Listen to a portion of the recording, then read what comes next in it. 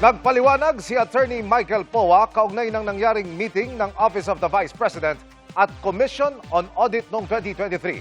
Ayon sa auditor na humarap sa impeachment trial, hiniling noon ng kampo ng bise, audit query na lamang ang ibigay sa halip na audit observation memo sa Office of the Vice President.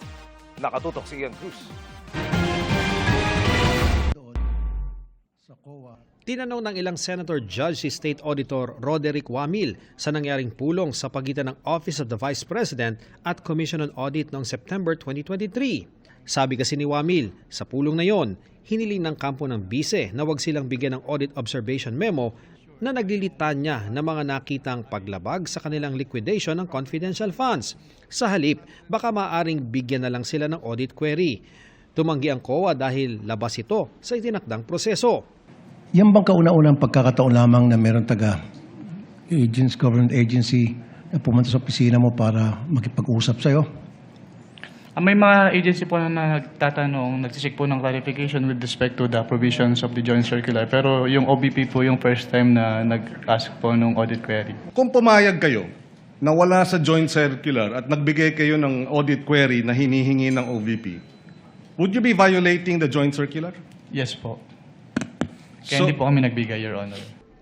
Kasama sa pulong na yon ang dating staff ni Vice President Sara Duterte at ngayon kanyang defense counsel na si Attorney Michael Poa.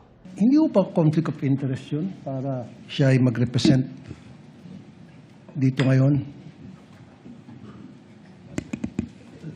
sa natin, pinag-uusapang confidential funds when in fact, siya mismo pumunta doon sa COA office para makipag-usap sa kanila.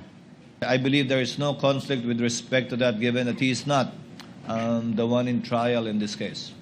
Sa isang punto, tumayo si Poa para magsalita. Could you just give me maybe 2 minutes to just give context to that meeting?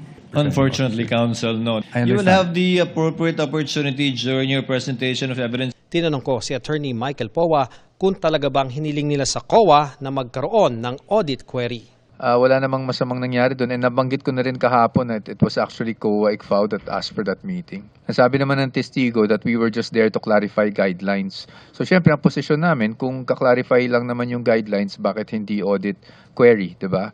Ang gawin nila. Ayon sa website ng COA, ang audit query memo ay inilalabas ng COA auditors sa kanilang ino-audit na ahensya para maidokumento ang kanilang mga tanong patungkol sa kanilang pagsusuri. Layo nitong masagot ang mga tanong na maaaring maging daan para maging klaro ang audit o maging daan para mag-issue ng Audit Observation Memorandum o AOM at iba pang notices. Ian Cruz, Nakatutok, 24 Oras.